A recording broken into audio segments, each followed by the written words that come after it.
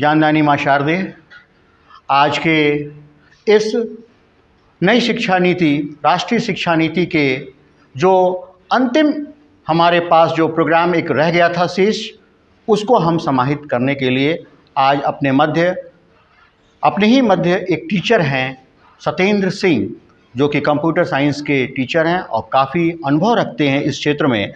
उनका जो टॉपिक है एक्सपीरियंशियल लर्निंग, पंचपदीय शिक्षण पद्धति।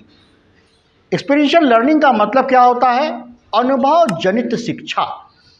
हम जो शिक्षा अनुभव से प्राप्त करते हैं वह शिक्षा किस तरीके से बच्चों को दी जाए, बच्चा किस तरीके से अनुभव जनित शिक्षा के माध्यम से अपना पाठ्यक्रम पूर्ण करे, उसके क्या क्या चरण होते हैं, क्या क्या स्टेप होते हैं, किस तरीके से प्रभावी होता है, क्या क्या एक्टिविटीज़ कराते हैं, इस संदर्भ में डिटेल स्टडी जो है वह श्रीमान सत्येंद्र जी हम सबके मध्य रखेंगे।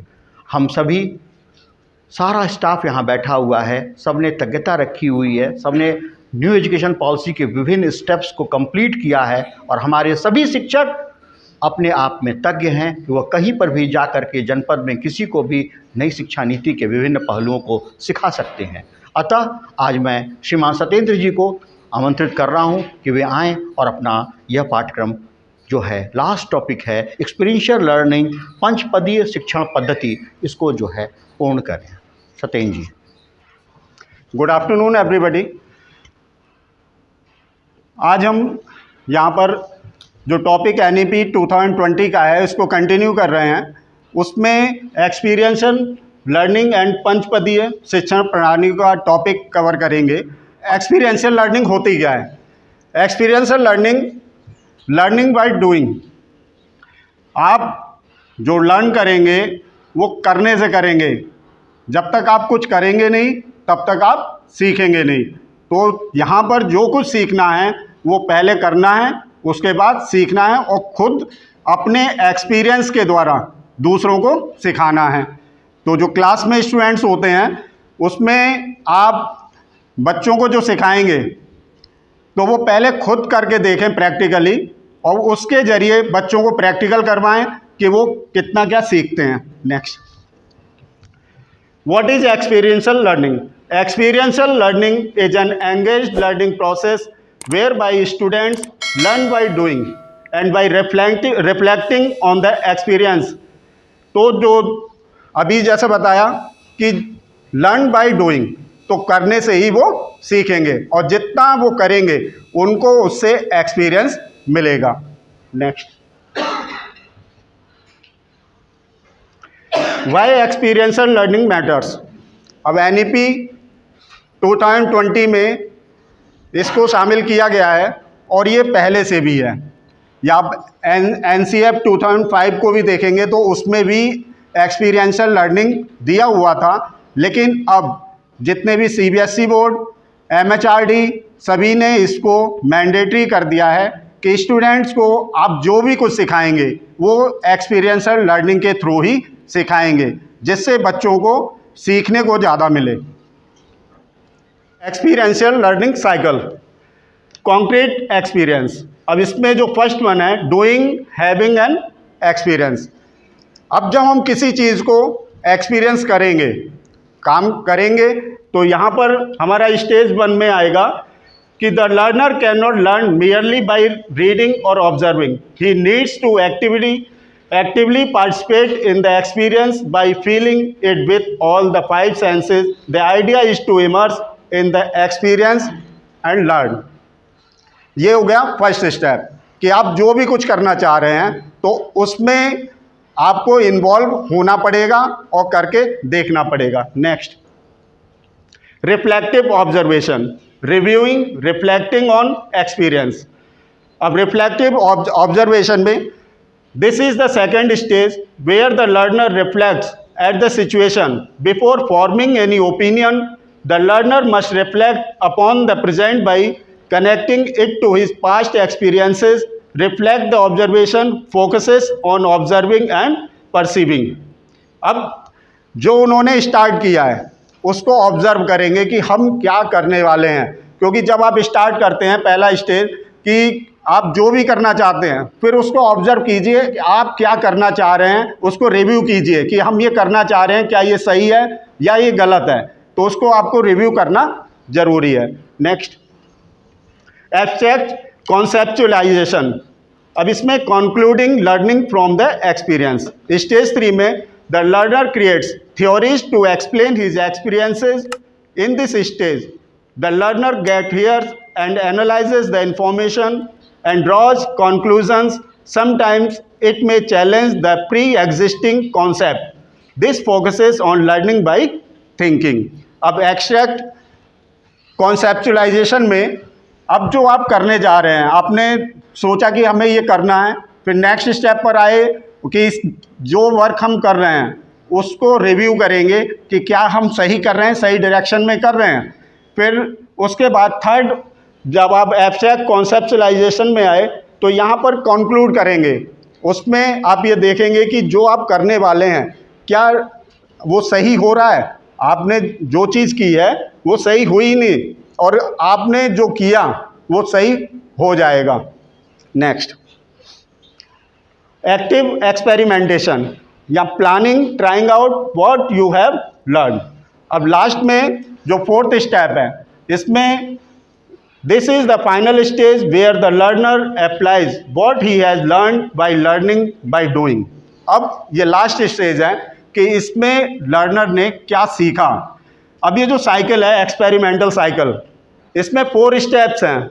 अब इसमें आप कहीं से भी एंटर कर सकते हैं, ज़रूरी नहीं है कि फर्स्ट स्टेप की कॉन्क्रीट एक्सपीरियंस से ही आप स्टार्ट करेंगे, ये ज़रूरी नहीं है कि आप वहीं से स्टार्ट करेंगे।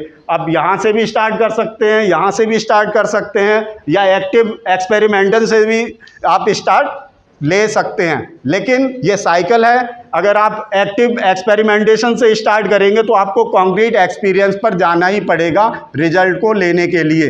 एक्सपीरियंशियल लर्निंग की जो साइकिल है उसे आपको फॉलो करना ही पड़ेगा। किसी भी स्टेज पर आप उस साइकिल को ब्रेक नहीं कर सकते हैं, इन चीज़ों को आपको करना ही पड़ेगा। नेक्स्ट कीजिए।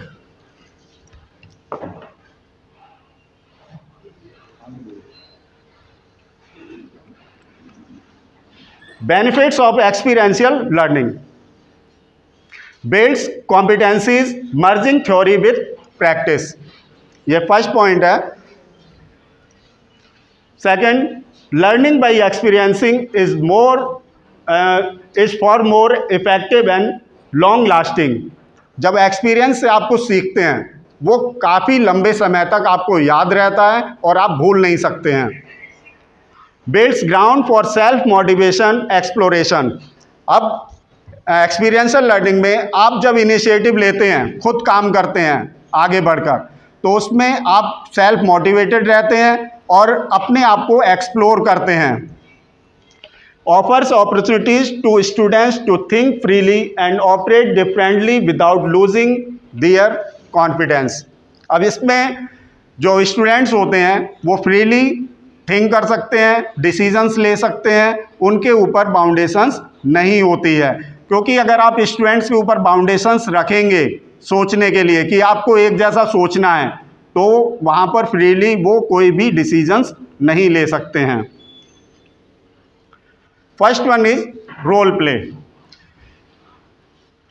अब जो एक्सपीरियंशियल लर्निंग है उसमें क्या इंपॉर्टेंट है, एक है फर्स्ट वन रोल प्ले। आप कोई भी टॉपिक स्टार्ट करें उसमें आप रोल प्ले करा सकते हैं। रोल प्ले हेल्पफुल होगा कि उसमें सपोज कीजिए कि आपको एनिमल्स के बारे में कुछ जानना है, तो आप डिफरेंट टाइप्स के एनिमल्स के आप उनके फेस मास्क दे दीजिए, ठीक है। रोल प्ले करते ही हैं। आपने देखा होगा कि जितने भी जो नाटक होते हैं, बच्चों को एक टॉपिक दे दिया गया और उसके बाद वो उसमें रोल को प्ले करते हैं। अब यहाँ पर देखिए डॉक्टर है कि आपने बताया कि डॉक्टर बन जाएं, तो डॉक्टर किस तरीके से पेशेंट को डील करता है ये खुद सीखते हैं पर्सनल एक्सपीरियंस से। क्योंकि जाते हैं डॉक्टर के पास, कभी ना कभी बच्चे तो गए होंगे, लेकिन आपस में अपने आप को इस तरीके से दिखाते हैं कि हम किस तरीके से एक दूसरे को देख रहे हैं। सेकंड है फील्ड ट्रिप। फील्ड ट्रिप में जो मॉन्यूमेंट्स हैं इंडिया में या फॉरेन कंट्रीज़ में, आप लाल किला, ताजमहल या मंदिरों में जा सकते हैं। दूसरा, बच्चों को अगर एनिमल्स के बारे में डिटेल इंफॉर्मेशन या उनको जानकारी चाहिए तो आप ज़ू में ले जाएं, क्योंकि अगर क्लासरूम में आप उन्हें बताएंगे कि जिराफ ऐसा होता है, एलिफेंट ऐसा होता है, तो इतना ज़्यादा वो नहीं समझेंगे, क्योंकि उनके मन के अंदर कुछ ना कुछ जिज्ञासा रहेगी कि आखिर जिराफ कितना बड़ा होता है, कैसा होता है, किस कलर का होता है। लेकिन अगर आप उन्हें जू में ले गए या बायोलॉजिकल गार्डन में ले गए तो वहाँ जब इन एनिमल्स को वो खुद देखेंगे तो वो अपने आप ही उन चीज़ों के बारे में जानेंगे और उनसे जानने की कोशिश करेंगे कि जिराफ कितना बड़ा था, उसका कलर क्या था, वो क्या खाता है। ये सारी चीज़ें वहाँ पर वो जानने की कोशिश करेंगे। अब जैसे अपने स्कूल से टूर जाता है संसद भवन के लिए, दिल्ली कई बार गए हैं अशोक जी सर और हम, तो संसद भवन में किस तरीके से वहाँ पर स्पीकर बैठते हैं, प्राइम मिनिस्टर भी बैठे हुए हैं, अदर मिनिस्टर्स भी बैठे हैं, ये सब हमने लाइव देखा हुआ है। और बाकी तो हमने टेलीविज़न चैनल्स पर ही देखा था, लेकिन जब लाइव देखा तो हमें वास्तविक स्थिति से पता चला कि संसद भवन होता कैसा है। और वहाँ के जो मिनिस्टर्स हैं उनसे भी मुलाकात हुई है, तो उन जो पर्सनल मिलना और एक आप वीडियो में देखना या कोई उन्हें बताना, तो उसमें डिफरेंस होता है। Biological gardens, botanical gardens, biological gardens में तो एनिमल्स एंड प्लांट्स दोनों आते हैं और बोटेनिकल गार्डन्स में केवल प्लांट्स ही होते हैं। तो यहाँ पर फील्ड ट्रिप में एक पर्सनल एक्सपीरियंस लेते हैं, क्योंकि जब बाहर निकलेंगे तो उन चीज़ों को देखकर वो सीखने की कोशिश करेंगे। बुक्स में आप कितना भी उन्हें बता दीजिए कि लाल किला ऐसा है, लेकिन वो लाल किले को नहीं समझ पाएंगे, क्योंकि वो चीज़ आप केवल एक पिक्चर दिखा देंगे और या फिर उसके बारे में कुछ डिस्क्राइब कर देंगे। और लेकिन जब वो फिजिकली वो देखता है रियलिटी में इन चीज़ों को, तो उनको ज़्यादा समझ में आता है। Next, films and documentaries. आप फिल्म्स के थ्रू भी बच्चों को दिखा सकते हैं। नेक्स्ट कर दीजिए। जैसे कुछ मूवीज़ आई हैं चिल्ड्रंस की, कि उसमें उड़ान है, आई एम कलाम है, चिल्लर पार्टी है, तारे ज़मीन पर, ये जो मूवीज़ हैं इन बच्चों को दिखाएंगे तो इनमें कुछ ना कुछ मैसेज है और इसमें बच्चों को प्लस टीचर्स को भी सीखने को मिलता है। फिर एक अदर मूवी का इसमें एग्जांपल दिया हुआ है, एसिड अटैक सर्वाइवर्स, क्योंकि जो एसिड अटैक से जो जिनके ऊपर होता है तो किस तरीके से सर्वाइव करते हैं, क्या क्या रिजेक्शंस वो झेलते हैं इस सोसाइटी में, उन सारी चीज़ों को दिखाया गया है। तो इन मूवीज़ के थ्रू या किसी डॉक्यूमेंट्री के थ्रू आप स्टूडेंट्स को अपने टॉपिक को ईजिली उन्हें समझा सकते हैं। Next, video projects. स्टूडेंट से किसी भी टॉपिक पर आप उनसे वीडियो प्रोजेक्ट क्रिएट करा सकते हैं, कि वो वीडियो शूट करेंगे और उनका वीडियो प्रोजेक्ट वो प्रिपेयर करेंगे। तो इन चीज़ों से भी स्टूडेंट काफ़ी कुछ सीखने को मिलता है। Next, guest speakers. जो गेस्ट स्पीकर्स हैं, जो गेस्ट टीचर्स भी कह लीजिए, कि जो शिक्षाविद होते हैं, आप अपने स्कूल में बुलाएं तो वो अपने पर्सनल एक्सपीरियंस को शेयर करेंगे, तो जिनसे स्टूडेंट्स को भी कुछ सीखने को मिलता है। Next, portfolios. स्टूडेंट्स का असेसमेंट करने के लिए फाइल्स प्रिपेयर कराते हैं, एवेल्युएशन करते हैं, टेस्ट लेते हैं, तो उनका एक पोर्टफोलियो बनाना चाहिए। यहाँ पर एनेक्डोटल रिकॉर्ड भी प्रिपेयर होता है। उस फाइल में उस स्टूडेंट्स की जो भी अच्छी चीज़ें हैं और जो भी उसकी बुरी आदतें हैं, वो सारा रिकॉर्ड होता है। इस पोर्टफोलियो में उस पर्टिकुलर स्टूडेंट से रिलेटेड ईच एंड एवरीथिंग जितनी भी इंफॉर्मेशंस होती हैं, वो सारी इंफॉर्मेशन उसमें मेंशन की जाती हैं। Art based activities.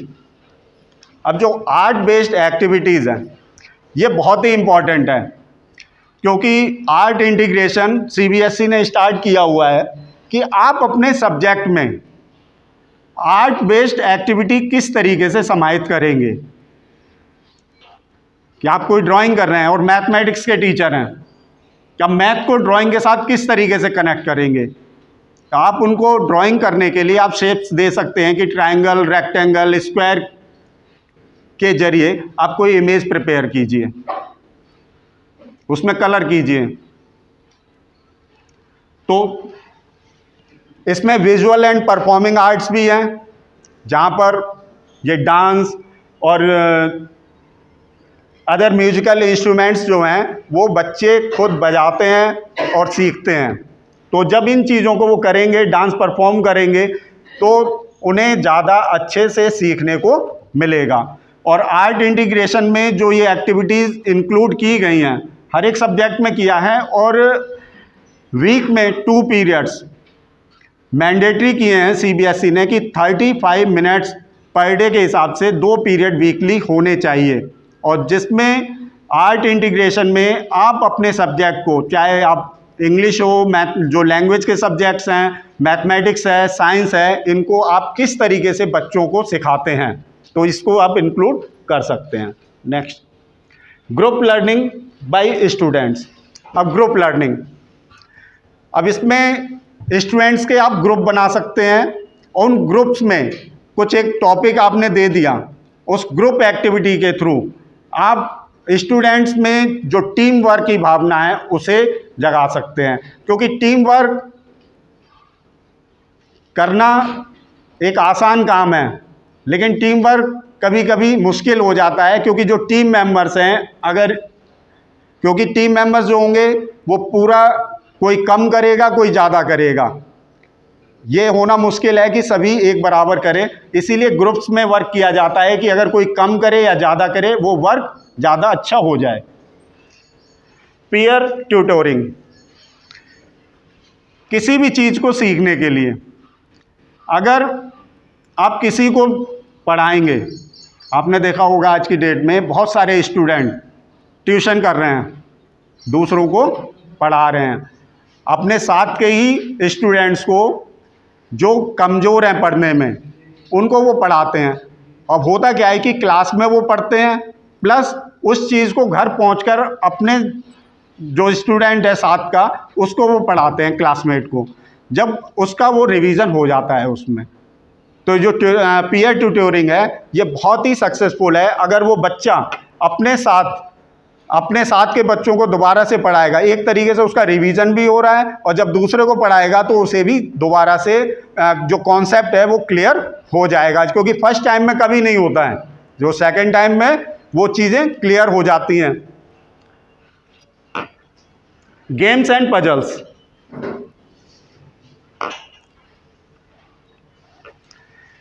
आप पजल्स और गेम्स के थ्रू भी स्टडी करा सकते हैं। आप ये देखिए कि किस टॉपिक में कौन सा गेम आप इंक्लूड करके आप उसको सिखा सकते हैं। इसमें क्विजेस हैं, पजल्स हैं, आप क्विज भी करा सकते हैं। गेम, डिफरेंट टाइप के गेम्स हैं, आप उनको भी करा सकते हैं। अब एक एग्जाम्पल देते हैं, making a good cup of T. कौन बताएगा चाय कैसे बन जाएगी, अच्छी चाय? जी सर बताएं। बनाई हुई चाय नुकसान करती है। इसके विकल्प एक और है कि हम पानी और दूध का मिश्रण है उसे बॉईल करके ढंग से उसको नीचे रख देंगे जग में करके, और फिर जो चाय की पत्ती है जितनी हमें डालनी है उसमें डाल देंगे। उसे 2 मिनट से 5 मिनट तक उस पत्ती को घुला रहने देंगे, यानी वो 100 डिग्री पे डिजॉल्व होगी। और जब हम 100 पे उसको डिजॉल्व करते हैं, ऐसी चाय जो पत्ती है वो नुकसानदायक उसमें और पदार्थ छोड़ती है, तो वो नुकसान कर सकती है। लेकिन अंडर 100 डिग्री टेम्परेचर पर पत्ती जो डिजॉल्व होती है वो नुकसान नहीं करती, जैसे स्टेशन पर होता है। और चीनी आवश्यकता अनुसार अपने साथ। ठीक है, थैंक यू सर। चलिए, चाय कितने टाइप्स की होती हैं? तो ठीक है, एक्सपीरियंशियल लर्निंग के थ्रू एक एग्जाम्पल दिया हुआ है, making a good cup of T. क्योंकि आप यहाँ तो अभी चाय का एग्जाम्पल लिया है, अगर इसके अलावा भी किसी और चीज़ का एग्जाम्पल लेते हैं तो किसी भी चीज़ को बनाने के लिए हम पहले उस चीज़ को रिसर्च करेंगे, डेटा कलेक्ट करेंगे, इंफॉर्मेशन लेंगे, तब उसके बाद वो चीज़ें अच्छी बनती हैं। क्योंकि हमने एक जो नॉर्मल जैसे घर में चाय बनती है उस चीज़ को छोड़िए, एक सबसे बढ़िया चाय बनानी है, उसके बारे में पूरी इंफॉर्मेशन लेनी है कि किस तरह की चाय अवेलेबल है और किस तरीके से बनेंगी, क्या क्या स्टेप्स हैं। तो इस एग्जाम्पल में दिए हुए हैं। Step 1, initial representations. अभी आने के लिए हम क्विज कर सकते हैं, रोल प्ले कर सकते हैं, मीम्स एंड गेम्स, ठीक है। और फिर इस चाय को बनाने के purpose for what and why, मतलब पर्पज क्या है चाय को बनाने के लिए, क्योंकि चाय एक तरह की आती नहीं है तो उसका पर्पज भी पता होना चाहिए। Next, research. फिर हम रिसर्च करेंगे, रियल डेटा कलेक्ट करेंगे जिसमें survey, field trips, experts, internet, books, इनके थ्रू हम डेटा कलेक्ट करेंगे। क्योंकि यहाँ पर सर्वे किस चीज़ का करना है कि जो चाय है कितने तरह की मिल रही है, जैसा कि अभी बताया कि लेमन टी मिलती है, ठीक है, और black T, herbal tea, different types की टी अवेलेबल हैं, ठीक है। तो यहाँ हमने जो रियल डेटा कलेक्ट किया, सर्वे किया, मार्केट में गए, कौन कौन सी चाय अवेलेबल है, शॉप्स पर गए, फील्ड ट्रिप्स, आप चाय के बागान भी देखने जा सकते हैं अगर नज़दीक हैं तो, क्योंकि जिन एरियाज़ में चाय के बागान नज़दीक हैं, चाहे वो हिमाचल हो या साउथ इंडिया में, तो वहाँ पर वो फील्ड ट्रिप में ले जाते हैं। आप एक्सपर्ट से पूछ सकते हैं। सेकंड, इंटरनेट के थ्रू आप सर्च कर सकते हैं, बुक्स में भी चाय के बारे में मिलता है। अब जो सर्वे करेंगे यहाँ पर क्वेश्चंस एंड इंटरव्यूज लेंगे, आप क्वेश्चन पूछेंगे, सर्वे करेंगे तो सर्वे करने में आप क्वेश्चंस पूछेंगे या इंटरव्यू लेंगे। और जो इंटरनेट हम यूज करेंगे ये आईटी से रिलेटेड है, और यहाँ क्वेश्चन और इंटरव्यू जो करेंगे ये लैंग्वेज से रिलेटेड है। अब यहाँ लैंग्वेज हिंदी, इंग्लिश या अदर रीजनल लैंग्वेजेस यहाँ पर इंक्लूड हो रही हैं। अब यहाँ देखेंगे इस एग्जाम्पल में कि मोस्टली जो सब्जेक्ट्स हैं वो यहाँ पर आपको धीरे धीरे नजर आएंगे। अभी यहाँ पर लैंग्वेज आई हैं, जो लैंग्वेज में आप हिंदी, इंग्लिश या अदर रीजनल लैंग्वेज जिसमें भी आप इंटरव्यू या क्वेश्चंस आपकी जो क्वेरीज होंगी पूछेंगे। नेक्स्ट, सेकंड, जब रिसर्च करेंगे तो हेल्थ के बारे में भी देखेंगे, कौन सी टी हेल्थ के लिए ज़्यादा अच्छी है। तो अब ये बायोलॉजी से रिलेटेड हो गया कि इसमें न्यूट्रिशन है या नहीं है, क्योंकि जो नॉर्मल टी है डॉक्टर्स मना ही करते हैं, और जो हर्बल टी या लेमन टी या अदर टीज अवेलेबल है मार्केट में उनको ही प्रेफर कर रहे हैं। नेक्स्ट, अब टाइप्स ऑफ टी।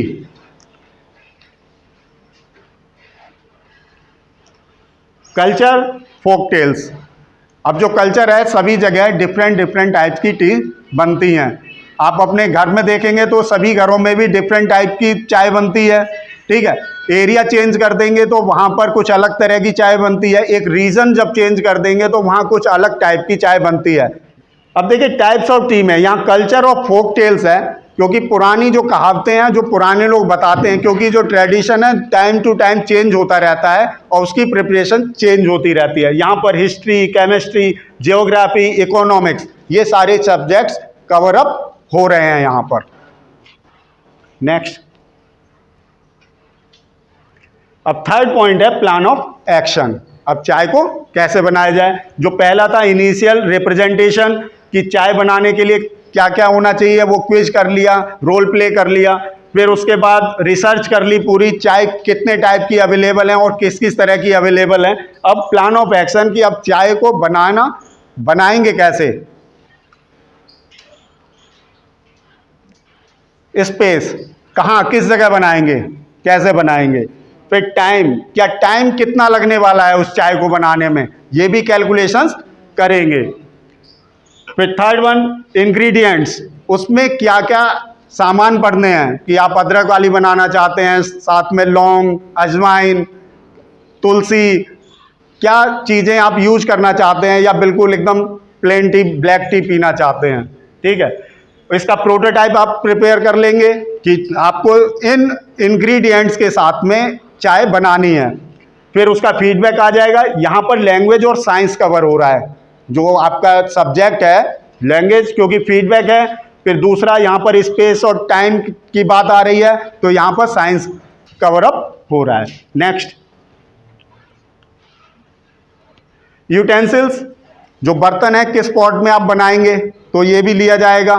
तो ये भी आप डिसाइड करेंगे छोटा लेना है बड़ा लेना है, क्योंकि यह क्वांटिटी के ऊपर डिपेंड करेगा ना कितने पर्सन के लिए आप बना रहे हैं चाय। तो ये सिंपल मशीन है, क्योंकि जो यूटेंसिल्स होते हैं कोई मैकेनिकल या इलेक्ट्रिकल मशीन नहीं है, तो ये सिंपल मशीन हो गई। Next, making. अब चाय की मेकिंग, उसके कॉस्ट आएगी कि चाय पर कितनी कॉस्ट लग रही है।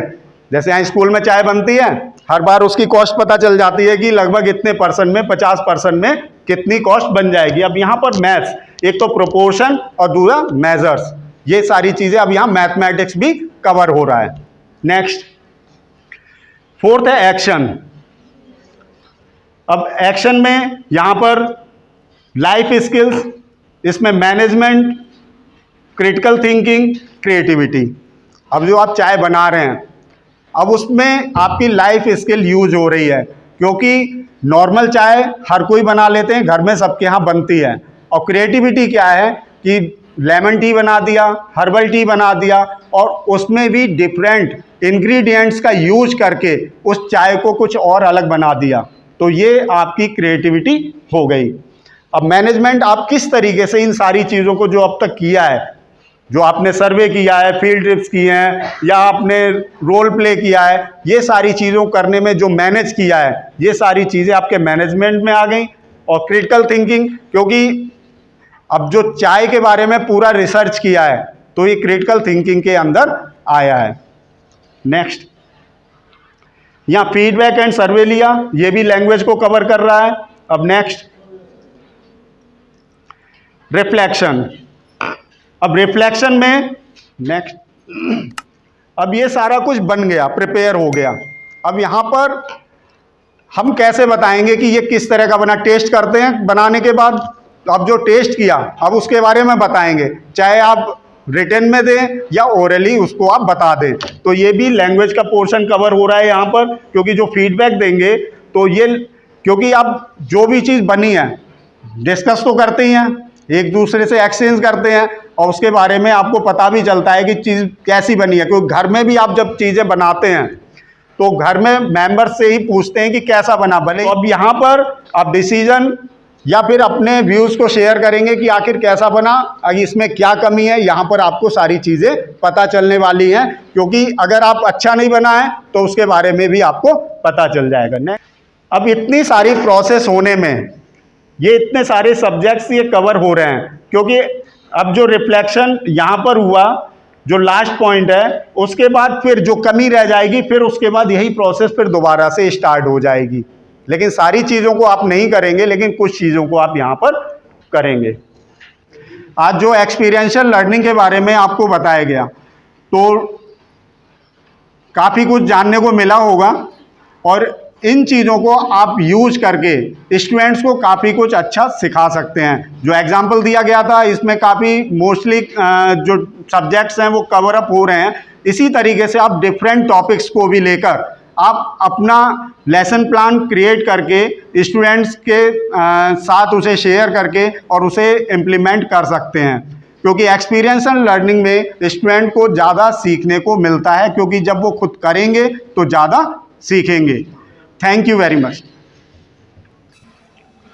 धन्यवाद सत्येंद्र जी, आपने बहुत ही अच्छे ढंग से एक्सपीरियंशियल लर्निंग को विधि विधान से समझाया कि किस तरीके से अनुभव जनित शिक्षा को हम लेकर के आगे चलेंगे और बच्चे को ज्ञानार्जन करवाएंगे। सीधा सीधा इसका उपयोग क्या है, ये विषय जो है making a good cup of T, केवल वो टी तक नहीं रह गया, वह क्या हुआ, वह हर सब्जेक्ट से इसको जोड़ा गया, लैंग्वेज से भी जोड़ा गया, केमिस्ट्री से भी, ज्योग्राफी से, इकोनॉमिक्स से, मैथमेटिक्स से, और लाइफ स्किल से, साइंस से, लैंग्वेज साइंस से, और एनालिसिस और क्रिटिकल थिंकिंग से किया गया। इसमें अभी बहुत सारे आयाम छूटे हुए हैं, जैसा कि क्या है, ये अकाउंट से भी जुड़ सकता है, चाय कितने की बिकेगी, बीएसटी से भी हो सकता है कि इसका व्यवसाय कैसे होगा, इकोनॉमिक्स से हो सकता है, आ गया है कि हम किस तरीके से चाय का क्या है व्यवसाय कर सकते हैं। तो हम किसी एक टॉपिक को लेकर के उसको सभी सब्जेक्ट से रिलेट करके अनुभव जनित उसको बना करके एक्सपीरियंशियल लर्निंग के माध्यम से हम बच्चे को सीख सकते हैं। यह सीबीएसई की देन है, जो सीबीएसई ने गत 5-6 साल से लगातार इस पर काम किया है कि बच्चे को लर्निंग बाय डूइंग की सिद्धांत को हम सिखा सके। जब बच्चा करके देखेगा तो उसको सबसे अच्छा सीख सकता है और उसको लंबे कालखंड तक क्या है विषय समझ में आएगा। बहुत बहुत धन्यवाद सत्येंद्र जी, आपने बहुत ही कम नोटिस पर बहुत ही अच्छे से और ख़ास करके इस तरीके के जो प्रिपरेटरी जो आपने स्लाइड बनाई है उसके माध्यम से सभी आचार्यों को सिखाया और सभी ने इसमें पार्टिसिपेट किया। बहुत बहुत धन्यवाद।